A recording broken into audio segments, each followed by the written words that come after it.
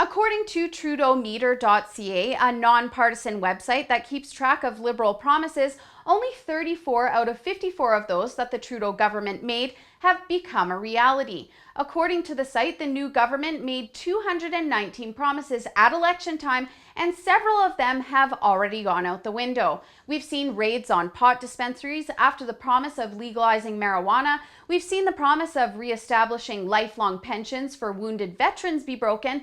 And we now know that the supposed middle-class tax cut, combined with the new 33% tax bracket, isn't revenue neutral at all.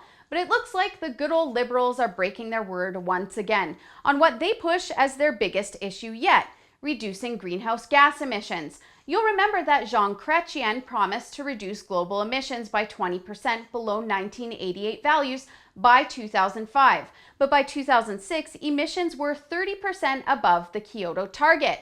Now, don't get me wrong, I'll be okay with the Liberals breaking their promises on emissions, and especially a carbon tax. Nobody needs to take on an added guilt tax for something that hasn't been proven and is still up for debate. But these Liberals sit on their environmental awareness snobbery pedestal like they're better than the average Canadian, while using it as an excuse to spend millions of dollars to jet set around the world, eat at fancy restaurants, and sip champagne on the taxpayer dime. And the best part of all of this is that, as Lori Goldstein points out, the Liberals will be adopting the Harper Conservatives' targets for reducing carbon emissions. And they won't even be able to meet those goals. As Goldstein points out in this article in The Sun, McKenna, who once called Harper's emissions targets fake, is now acknowledging that the Liberals won't actually toughen those targets.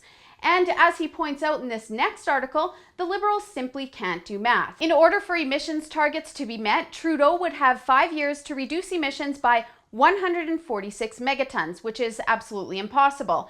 It would mean shutting down the entire energy and agricultural sectors in Canada. I think it would also mean cutting down on the Liberals' jet-setting nannies, family and friends, and entire entourages across the globe. If you're keeping track, you'll know that the Liberals have only come through on 60% of their promises, and we have another 3 years to go.